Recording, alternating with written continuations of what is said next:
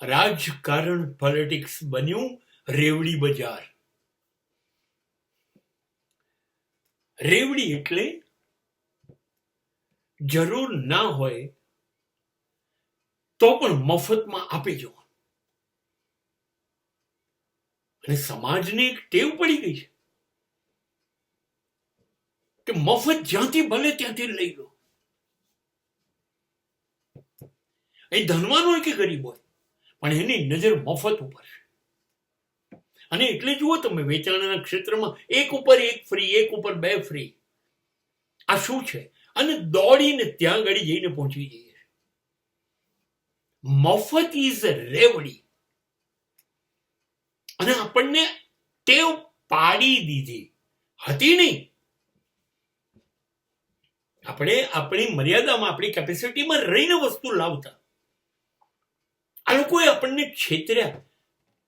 આ લોકો આપણને ખોટા રસ્તા ઉપર લઈ જાય છે. અને સમાજને સમજવું નથી. એને મફત શબ્દમાં જ રસ છે.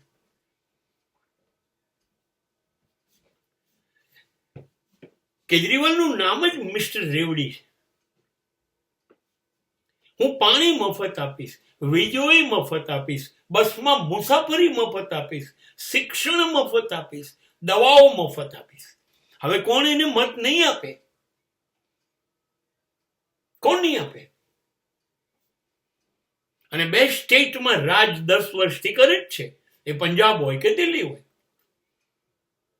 અને એને આવી રીતે મફત આપી અને દિલ્હી પર વડાપ્રધાન બનવું છે. હાલમાં ચાલી રહેલી ચૂંટણીમાં એ સમાજવાદી પક્ષ ચીસો પાડશે કે દલિત, હરિજન, મુસ્લિમ આ બધા માટે અમે જ છીએ. અમે તમે કહેશો એમ કરીશું. તમે કહો શું કરીએ? તમારા માટે અનામત આપીએ? તમે લાયક છો કે નહીં? નહીં. તમે તમારું રિઝર્વેશન પાક્કું. ગરીબો બોલો, તમને શું આપીએ? સસ્તા ઘર આપીએ? સસ્તું ખાવાનું આપીએ? તમારે જેટલી જોઈએ એટલી મસ્જિદો આપીએ. આ સમાજવાદી પક્ષ શોધીને કોણ ગુંડાઓ છે, કોણ સમાજને ખરાબ કરે છે, ચલો આવી જાઓ રાજકારણમાં. જુઓ રેવડી ચાલે છે. એ કોંગ્રેસે શરૂ કરે. પાછું હરીફાઈમાં કોણ પાછું પડે? 1500 રૂપિયા વાળું ગેસનું સિલિન્ડર અમે મહિલાઓને માત્ર 500 રૂપિયામાં આપીશું. વીજળી ફ્રી. મહિલાઓને દર મહિને 1500 રૂપિયા આપીશું. વૃદ્ધોને આટલા રૂપિયા આપીશું. વિદ્યાર્થીઓને દર મહિને આટલી સ્કોલરશીપ આપીશું. પેન્શન તો ખરું જ.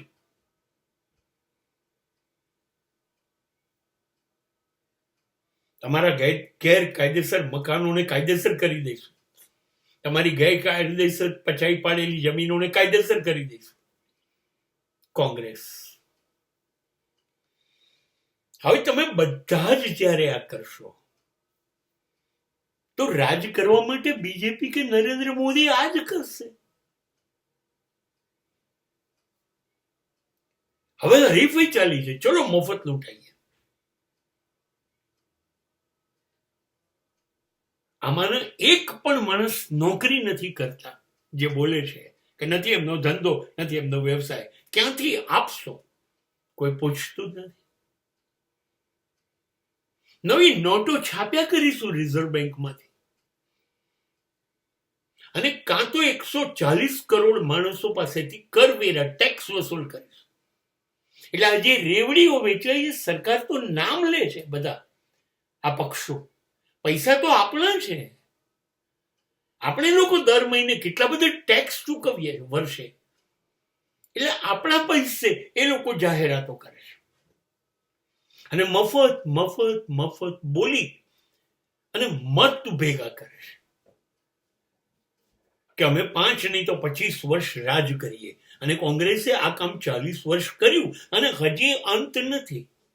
નહેરુથી શરૂ થયો, પ્રિયંકા ચૂંટાઈ ગઈ છે, હજી 15 દિવસ છે, અને હું તમને ખાતરી આપું હજી કે હજી પ્રિયંકાના 2 છોકરાઓ અને રાહુલ લગ્ન કરશે તો એના છોકરાઓ પણ કોંગ્રેસ ચલાવશે. કેમ કે લોકોએ ક્યાં નોકરી કરવી, એમને ક્યાં ધંધો કરવો? આ જ એમનો ધંધો છે. અને લોકો મૂર્ખ છે, મફત આપશે તો લોકો એને મત આપશે, એ લોકો રાજ કરશે. આપણે સમજવું જ નથી. વાંક પ્રજાનું છે. હું 1 વર્ષથી અમેરિકા છું. અહીં 1 પણ રૂપિયાનું મફત નથી, કશું જ મફત નહીં. હા, મળશે બધું. લાઇટ જોઈએ છે, મળશે. ટ્રાન્સપોર્ટેશન, સારા રસ્તા, સારી ફૂટપાથ, શ્રેષ્ઠ પાણી, સારી હવા, તમારે શું જોઈએ છે બધું મળશે. પણ પૈસા ચૂકવવા પડશે. અને એક માણસ ટેક્સ ભરે છે. તમે આખા અમેરિકામાં કમાતું હોય એવો એક માણસ નહીં મળે કે જે ટેક્સ ના ભરતો હોય.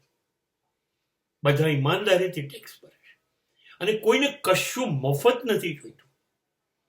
અહીંના લોકો એવું કહે છે કિંમત વધારે લો, પૈસા વધારે લો, પણ હજી સારી ઇલેક્ટ્રિસિટી આપો, હજી સારું પાણી આપો, હજી સારું વાઈફાઈ આપો, હજી સારા રસ્તા આપો. લોકો they are asking for A quality thing. મફત નથી જોઈતું. અને આખું ઇલેક્શન પત્યું જેમાં 2 જણા લડ્યા, 2 માંથી 1 પણ જણ નથી બોલ્યા કે અમે આ મફત આપીશું. બંને જણાએ ખાલી એટલું જ કીધું કે આપણે અમેરિકાને વિશ્વ નંબર 1 બનાવીશું અને અમેરિકન આ પૃથ્વી પર સૌથી વધુ સુખી હશે, એના માટે અમે ટ્રાય કરીશું. This is a difference between developed country and undeveloped country. આટલો જ ફેર છે ભારત અને અમેરિકામાં. પ્રજાનું માઇન્ડસેટ એ છે સારું આપો, અને આપણું માઇન્ડસેટ છે મફત આપો.